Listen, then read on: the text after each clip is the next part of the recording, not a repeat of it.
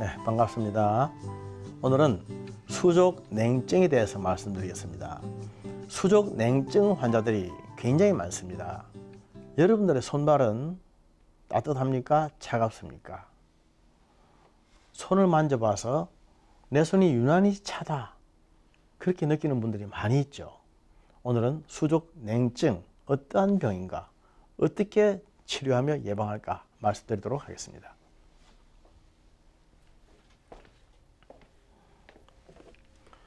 보통 우리가 손이 차다, 한방에서는 손이 찬 것은 발도 찬 것이죠. 수족 냉증이라고 합니다.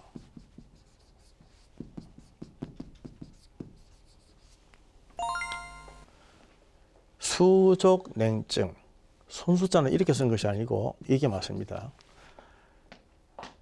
보통 우리가 손이 차다 할 때는 손만 찬 것이 아니라 발도 찬데, 손발만 찬 것이 아니라 아랫배도 찹니다. 아랫배가 차다. 본인은 아랫배가 찬 것은 잘 모를 수가 있습니다. 왜냐하면 아랫배는 옷에 의해서 감추어두기 때문에 잘 모르죠. 그러나 손발은 노출된 곳이기 때문에 손이 차다고 많이 느끼죠. 의학적으로 문제가 될 때는 손발의 체온이 몸의 체온보다 2도 이상 차이가 날 때입니다. 몸은 따뜻한데 손발은 차다. 이런 사람들은 반드시 문제가 있습니다. 우리가 손발이 차다고 하는 것은 그냥 나는 찬 사람이야, 원래가 그런 사람이라, 체질적으로 그래, 이렇게 생각하면서 자꾸만 체질 탓을 하기 쉽습니다. 제가 강의하고 임상을 하면서 많이 확인하는 것은 체질의 문제가 아니라는 것입니다. 손발이 찬 체질이 아니라 손발이 찬 병증을 가지고 있는 것입니다. 체질이 그렇다 할지라도 또 잘 치료하면 나을 수 있을 뿐만 아니라 원래 체질이 그런 체질이 아니라 할지라도 잘못 생활하면 손발이 차워질 수도 있다고 하는 것이죠. 그런데 사람들은 자꾸만 이것을 체질의 문제라고 봅니다. 체질의 문제. 그래서 제가 얼마 전에 강의할 때도 체질이 다가 아니다, 체질의 문제가 아니다, 그런 말씀을 드렸지 않습니까? 환자들은 자꾸 이렇게 애매한 체질 탓으로 돌리는 경우가 참 많이 있습니다. 체질 탓이다. 나는 원래 소화가 잘 안 되는 체질이고, 원래는 손발이 찬 체질이고, 원래 약한 체질이고, 원래 일찍 죽는 체질이고, 체질 또는 유전. 우리 집안에 이런 유전이 있기 때문에 나는 이렇게 할 수밖에 없고 이렇게 될 것이고, 체질 탓, 유전 탓, 이렇게 합리화를 시키는 경우가 참 많이 있는데, 사실은 이게 아니라고 그랬죠. 이건 20%밖에 안 된다고 그랬죠. 자기 하기 나름이 80%라고 그랬습니다. 손발이 찬 것, 수족 냉증도 애매한 체질 탓으로 돌리지 말고 자기 탓으로 돌려야 됩니다. 내가 잘못해서 그렇거나 문제가 돼서 그렇거나 이걸 알아야 됩니다. 이러한 접근 방식, 관점의 변화부터 시작되어야 됩니다. 그래야 병이 낫습니다. 손발이 찰 때는 보통 두 가지가 있는데, 하나는 손발이 저리는 것입니다. 저림. 이걸 비증이라고 그러죠. 저림 증상과 또 냉한 증상, 이게 있는데, 손발이 저린다라고 할 때는 대부분 신경장애가 많습니다. 신경장애. 신경계통으로 이상해서 오는 신경장애. 그리고 손발이 차다라고 할 때는 신경장애보다는 혈관장애, 혈액순환장애. 피가 잘 돌지 못하면 차게 되고, 말초 신경장애가 있으면 대부분 저리게 됩니다. 물론 피가 잘 돌지 못해서 저릴 수도 있습니다만은, 임상적으로 볼 때에 신경장애로 저리는 경우가 많이 있고, 피가 잘 돌지 못해서도 저릴 수도 있지만은 피가 잘 돌지 못하면 많이 차워집니다. 심한 사람은 시퍼렇게 되는 겁니다. 시퍼렇게 되기도 하고 그렇게 되는 거예요. 그래서 내가 손발이 찬 사람이냐, 자꾸만 저리기도 하느냐라고 하는 것은 임상적으로 대단히 중요한 관점이 됩니다. 손발이 저리다고 하는 것은 팔목이나 손목, 터널 증후군, 신경장애도 많이 있고, 그리고 보통 냉해진다, 차가워진다는 것은 대부분 혈관 장애도 많이 있습니다. 그 외에 또 하나 빼놓지 말아야 될 중요한 요인은 정신적인 문제입니다. 정신적인 질환.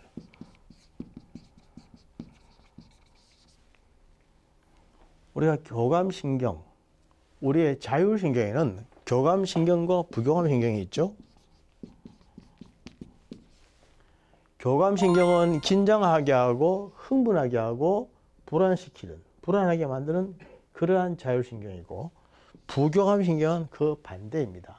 평안하게 하고 이완시켜주고 느긋하게 만들어주는 그러한 자율신경이 부교감신경인데, 교감과 부교감이 균형을 이루어야 됩니다. 그래야 건강한 것입니다. 한의학에서 건강이란 것이 음과 양의 균형이다, 그렇게 말했습니다. 음과 양의 균형이란 말은 다른 말로 하면 교감신경과 부교감신경의 균형이죠. 그래서 적당하게 긴장하고 흥분할 때는 해야 되고, 그렇지 않을 때는 빨리 또 풀어줘서 평안해야 되고, 이렇게 균형이 잘, 텐션과 릴렉션이 잘 균형에 맞춰줘야만 그것이 건강한 것입니다. 한의학에서는 그것을 음양의 균형이라고 그렇게 말했죠. 그런데 교감신경이 흥분하게 되면 사람이 긴장하게 됩니다. 긴장하게 되면은 불안하죠. 어쩌면 불안하고 긴장하니까 교감신경이 흥분할 수도 있습니다. 그렇게 되면은 말초에 혈관이 수축이 되면서 혈액순환 장애가 생기기 때문에 혈관이 수축이 되니까 피가 안 돌게 되죠. 피가 안 돌게 되니까 갑자기 손이 찹찹해지는 겁니다. 사람이 긴장하거나 두려워하거나 놀래거나 그렇게 하면 손발이 차워지지 않습니까? 손발이 얼음장처럼 차워지지 않습니까? 그럴 때는 굉장히 내가 지금 놀랬구나. 교감신경이 긴장되어 있구나. 불안해져 있구나. 그래서 말초에 피가 잘 돌지를 못하는구나. 혈액순환 장애가 와서 혈관 장애가 생겨가지고 그래서 차워지는구나. 찹찹하게 되는구나. 찹찹하게 되면은 땀도 납니다. 이거를 식은땀이라고 하죠. 진땀이라고 하죠. 진땀. 손바닥에 땀이 흥건히 고여서 진땀이 줄줄 흐르는, 그러면서 찹찹해지는 그런 경험도 있으시죠. 사람들이 걱정이 많거나 불안하거나 긴장하거나 두렵게 되면 땀이 흥건히 생기면서 손이 찹찹해집니다. 말 한마디 안 해봐도 손만 딱 잡아보면 이 사람이 지금 긴장하고 있구나, 굉장히 무서운 일이 있구나, 굉장히 걱정스러운 일이 있구나 금방 알 수 있습니다. 손 만지보고 발을 만지보면 발까지도 찹찹하면 심각한 상태에 들어 있습니다. 이 상태가 정신적인 상태가 긴장이 계속되면 바로 그 다음 패닉이 올 수 있습니다.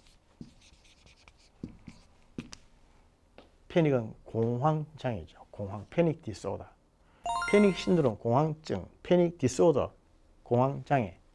패닉이란 것은 도련한 공포, 금방이라도 죽을 것만 같은, 어떻게 될 것 같은, 하늘이 무너질 것 같은, 인생이 끝날 것 같은, 엄청난 일이 생길 것 같은 막연한 불안한 두려움, 도련한 공포, 이것 때문에 어쩔 줄 몰라. 현대를 사는 사람들이 굉장히 많습니다. 이러한 증상이 생기게 되면 손발이 싸늘하게 되고 진땀이 나면서 찹찹해지면서 사람이 긴장하게 됩니다. 그런 게 많이 오죠. 그것뿐이겠습니까? 그 정도 될 것 같으면 소화가 되겠습니까? 소화가 안 될 때는 이 정도 되면은 위, 장, 관이 말미잘을 생각하시면 됩니다. 말미잘. 말미잘이 움츠리듯이 위장관에 소화액을 내는 그 소화 분비 그 관들이, 분비샘들이 싹 이렇게 오므리듭니다. 오므리들면 쪼아주기 때문에 안에서 소화액이 나오지를 않습니다. 그러니까 소화가 안 되죠. 입 안에서부터 벌써 침샘이 쫙 오므리들기 때문에 침이 나오지 않습니다. 아무리 맛이 있는 음식이 있어도 도무지 먹고 싶지 않은 거예요. 기가 막히는 노릇입니다. 아무리 맛있는 음식이 있어도 입에 넣을 수가 없는 겁니다. 여러분, 밥 숟갈 하나를 떠서 입에 넣는다고 하는 그것이 굉장히 쉬운 일처럼 보입니까? 그것이 굉장히 힘들고 어려운 일이라고 하는 그 경험을 보신 적 있나요? 밥상에 둘러앉아서 다른 사람들과 같이 밥을 먹는데 밥 한 숟갈을 못 뗄 정도로 힘이 없고 밥맛이 없고 기력이 떨어지고 그렇게 불안해지고 무기력해지는 그런 감을 느껴본 적이 있습니까? 사람들이 왜 죽는 줄 아십니까? 그런 상태가 되면 그 다음 단계는 슈사이드를 합니다. 얼마나 무서운가요? 아세요? 이게 다 교감신경 흥분이요, 불안이요, 긴장해서 나타나는 증상이죠. 입안에서부터 벌써 말미잘처럼 침샘이 오그라들고 내려가서 위장에서 위와 장에서 모든 소화의 분비선들이 오그라들고 안에서 소화가 안 되면 소화액이 안 나오면 음식이 들어가면 탁 걸리고 삼킬 수가 없고 그야말로 기가 막히는 기체죠. 기체. 이게 바로 기가 막히는 증상입니다. 한방에서 말하는 기가 불통이다. 기가 통하지 못하면 아프다는 겁니다. 기불통적 통이라고 그랬죠. 처음에는 통할 통자를 쓰고 나중에는 아플 통자를 씁니다. 기가 통하지 못하면 아프다. 기가 잘 통하면 안 아프다. 기불통적 통이요, 기통적 불통이라. 그 말이 바로 그런 말입니다. 소화만 안 되겠습니까? 소화만 안 되는 것이 아니라 정신적으로 불안해지면 잠도 안 합니다. 불면도 있죠.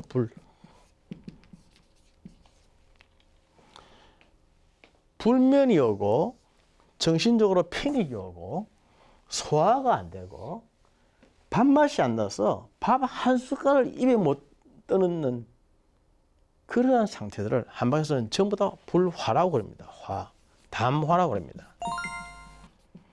담화가 위로 올라갔다 그래서 담화 상충이라고 말합니다. 상충. 우리의 몸은 배꼽 밑으로는 따뜻하게 불이고 가슴 위로는 시원하게 물입니다. 이것을 수승화강이라고 그러죠. 수승화강.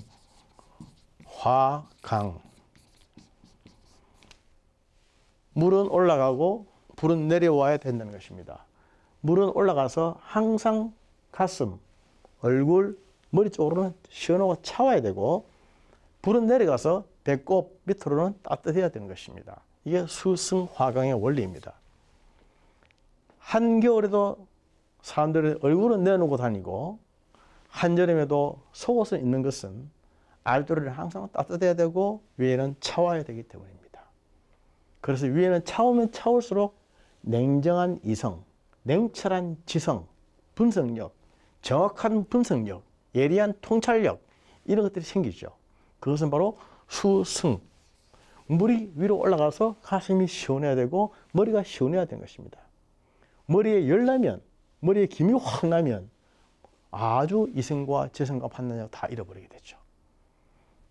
반면에 아랫도리가 차와지면 한방에서는 가슴 위를 상초, 가운데를 중초, 아래를 하초라고 합니다. 하초가 냉해지면 아래에 있어야 할 불이 위로 올라가 버리기 때문에 아랫배가 차와지면 손발도 차와집니다. 그래서 아까 제가 말씀드렸죠. 손이 차운 사람은 손만 차운 것이 아니라 발도 차운 것이요. 손과 발이 차운 사람은 아랫배도 차운 것이다.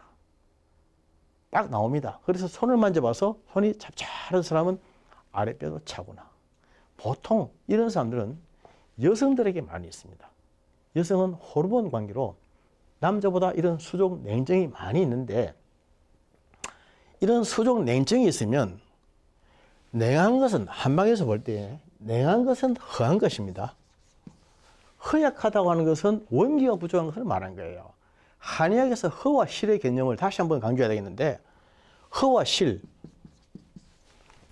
보통 허약하다 이것은 사람들이 많이 알고 있습니다. 원기가 부족하다는 뜻이죠. 실하다 이렇게 말하면 건강하다고 생각하는데 실하다고 하는 것은 건강이 아니라 병기운이 가득 찼다. 한의학적인 용어로는 사기가 가득 찼다. 사기가 충실하다 이 뜻입니다. 그래서 허한 것은 원기 부족이요. 실한 것은 사기가 가득 찬 때문입니다. 그래서 건강이라는 것은 허하지도 않게 실하지도 않게 만들어주는 것이죠. 허한 사람에는 보약을 쓰고 실한 사람에게는 깎는 약, 사약을 써가지고 허하지도 않게 실하지도 않게 만들어주는 것이 한방의 치료 관건입니다. 원리입니다. 그런데 냉한 것, 이 차온 것은 허한 것입니다. 차워졌다 이렇게 말하면 보통 허약해졌다 이 뜻입니다. 허하기 때문에 차워진 거죠. 우리 몸의 인체의 면역력이라고 하는 것이 있는데 우리가 무슨 병균을 안 마셔서 병에 안 걸리는 것이 아니고 우리가 또 건강관리를 잘해서 건강한 것이 아니지 않습니까? 하나님이 우리에게 주신 면역력, 원기, 한방에서 원기라고 그러죠. 원기. 면역력이라고 하는 것이 있어서 웬만큼 병기운의 공격이 있어도 견딜 수 있는 힘이 있는 것입니다. 그래서 막 이렇게 폐결핵균을 들이마셔도 폐결핵이 안 걸리는 거죠. 그래서 폐결핵 환자들, 폐결핵이 왜 걸립니까? 이렇게 물었을 때는 폐결핵균을 많이 마셔서 그런 것이 아니라 영양실조로 그렇다. 영양실조로 음식을 제때 먹지 못하고 골고루 먹지 못해서 원기가 부족해서 면역력이 떨어져서 병이 걸린다. 이렇게 보는 것입니다. 그런데 허한 것은 냉한 것이거든요. 허냉하게 되면은 우리 몸의 면역력이 20%, 30% 이상 팍 떨어집니다. 그래서 말초라는 것은 수족, 손끝, 발끝을 말하죠. 손끝, 발끝에 혈액순환은 잘 안 돼서 차와지고 냉한 사람들, 이런 사람들은 대부분 허한 사람들이고 이렇게 허해지게 되면 몸의 면역력이 떨어지게 되는데 손발의 체온이 다른 몸에 비해서 2도 이상 낮은 사람들은 암에 걸릴 확률도 굉장히 많아집니다. 왜냐하면 암이라고 하는 것이 산소를 싫어하는 것입니다. 산소를 싫어한다고 해서 이걸 혐기성이라고 그럽니다. 암세포는 혐기성 세포입니다. 산소를 싫어하는 것이고 산소가 없는 것을 좋아하는 것입니다. 피순환이 잘 돼서 혈액순환이 잘 돼서 팽팽 가볍게 잘 돌면 산소 공급이 풍성하게 되겠죠. 그러면 암이 살 수가 없습니다. 제가 이렇게 걸음을 많이 걸어라, 조금 걸으라 하는 것은 걸음을 많이 걸으면 손끝, 발끝, 머리끝에 피순환이 잘 되지 않습니까? 혈액순환이 잘 되면 산소 공급이 충분하게 되기 때문에 암세포가 견딜 수가 없는 것입니다. 암세포라는 것은 차운데, 허한데, 산소가 부족한데 그런데 좋아하거든요. 그래서 한의학에서 말할 때 이런 허하고 냉하다고 보는 것인데 허랭에 빠져서 빨리 치료하지 않으면 이것 때문에 암에 노출되기 쉽습니다. 그래서 수족냉증은 단순히 손발이 차운 것이 문제가 아니라 다른 병으로 나아갈 수 있는 중요한 지표가 되고 관건이 됩니다. 수족냉증은 체질적으로 그런 것이 아니라 자기가 관리를 잘못해서 그런 것이고 그러한 병이 생길 수 있는 상황과 환경을 만들어 왔기 때문에 그런 것이고 빨리 치료하면 얼마든지 회복되고 케어될 수 있는 것입니다. 수족냉증이 여성들에게 많다고 그랬는데 수족냉증 있는 사람들이 아랫배도 차다고 말씀을 드렸는데 아랫배가 차오면 그에 나타나는 증상이 또 있지 않습니까? 보통 여성들의 생리장애죠. 생리장애. 생리의 불순. 생리의 주기가 자꾸 변하고 일정하지 않고 불규칙해지는 것은 난소의 호르몬 장애죠. 생리의 양이 어떻고 하는 것은 자궁 안의 내막의 문제죠. 이러한 자궁이라든지 난소라든지 이런 여성 성기능 이런 것의 문제를 한방에서는 전부 다 허랭증으로 봅니다. 허랭증. 허하고 냉해서 생기는 병이다. 생리의 장애가 생기면 임신장애도 오게 됩니다. 아이를 못 가지고 보통 결혼한 지 1년이 지났는데 아기가 들어서지 않는 것을 불임이라고 그러죠. 한 번도 아기를 못 가진 사람을 원발생 불임이라고 한 번을 가졌는데 그 다음부터 이게 안 되는 사람을 속발생 불임이라고 합니다. 원발생이든 속발생이든 또는 불임이든 뭐든 전부 다 한방에서는 허랭증, 허하고 냉해서 오는 것입니다. 수족이 냉하다고 하는 것은 그 모든 것을 암시하고 있습니다. 아랫도리는 냉해지면서 생기는 병이요. 위쪽으로는 자꾸만 열이 올라가기 때문에 수족이 냉한 사람은 아까 수승화강이 안 되기 때문에 그 반대로 나타나는 것이 상열하한증이죠.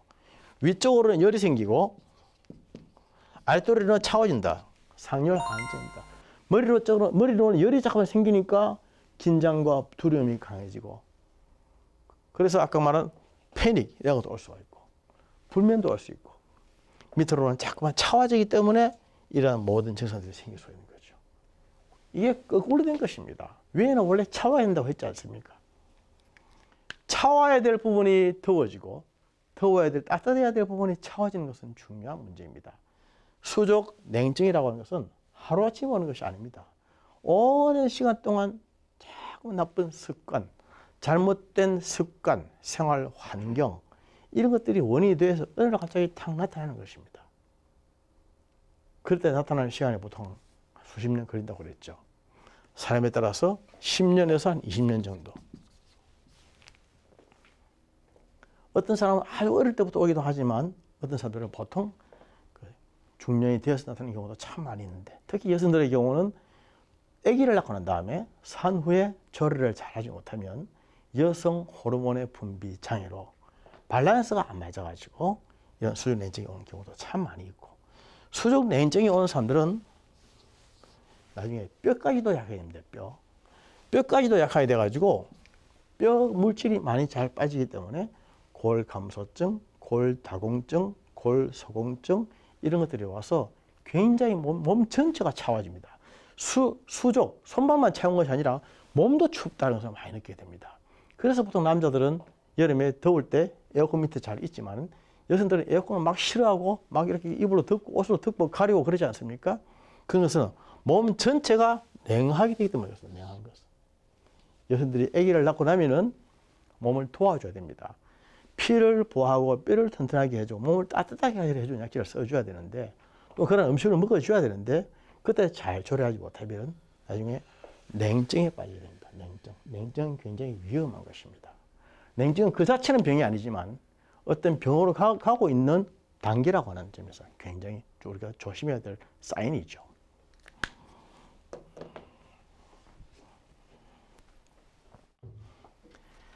냉하다고 하는 것, 차갑다고 하는 것은 사실은 아무것도 좋은 것이 없습니다. 사람과의 관계도 항상 따뜻해야 됩니다. 특히 그리스도인들은 영적으로 따뜻한 사람들 아닙니까? 신앙생활은 지식으로 하는 것이 아니거든요. 지식으로 하는 것이 아니고 가슴으로 하는 것입니다. 예수님이 우리에게 말씀하신 사랑이라는 것은 따뜻한 것입니다. 가슴으로 하는 것이죠. 그리스도인은 어떤 사람들입니까? 손발이 따뜻한 사람들. 사람을 만나면 따뜻한 온감이 느껴지고 열기가 전해지는 사람들. 그래서 얼음장 같은 차가운 마음, 굳어진 것들도 다 녹일 수 있는 사람들입니다. 그리스도인들은 그런 따뜻한 사랑을 가지고 있는 사람들이죠. 올해 2015년 이 한 해에는 하나님이 주시는 풍성한 사랑으로 많은 사람들에게 따뜻함을 전해줄 수 있고 얼음장 같은 냉정을 다 녹일 수 있는 멋진 그리스도인들 되시기를 주님의 이름으로 축복합니다. 감사합니다.